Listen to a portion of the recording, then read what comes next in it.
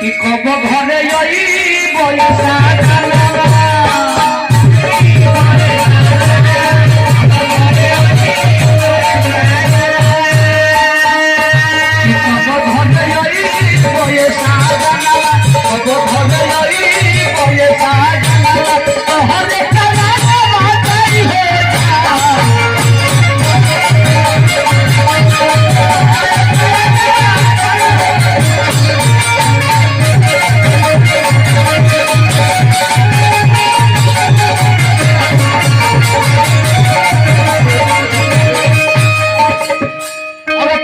राजा जी लगो भैया कथिया का रोदे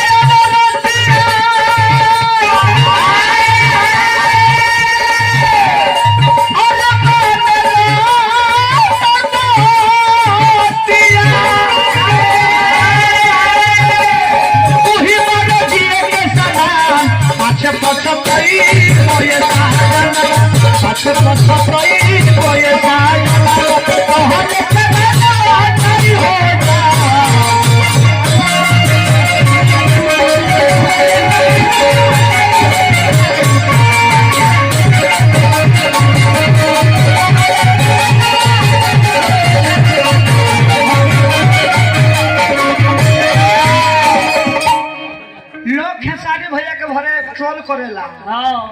जी माला वीडियो वायरल भइल रहला तो सभी लोग खेसारी भैया के दोष देता केहू आकांक्षा पूरी के बोले गइल ना बोले काहे खेसारी फ्री के हमें केहू आके कुछ बोल देता कुछ गरिया देता खेसारी बने में सब केहू खेसारी बन जाए भोजपुरी के एक ऐसे सख्त सिंगर है कि जिन उनके बाद कोई वर्ल्ड लेवल का गाना किसी का नहीं बजा बताइए खेसारी के बाद भैया के बाद खेसारी भैया के बाद कोई ऐसा गायक बा जे वर्ल्ड लेवल के गाना बाजा रहे अच्छा है बाजल बाजल कौन की बड़ी मार्केट में हिट रहे बड़ी हिट भई रहे कि पानी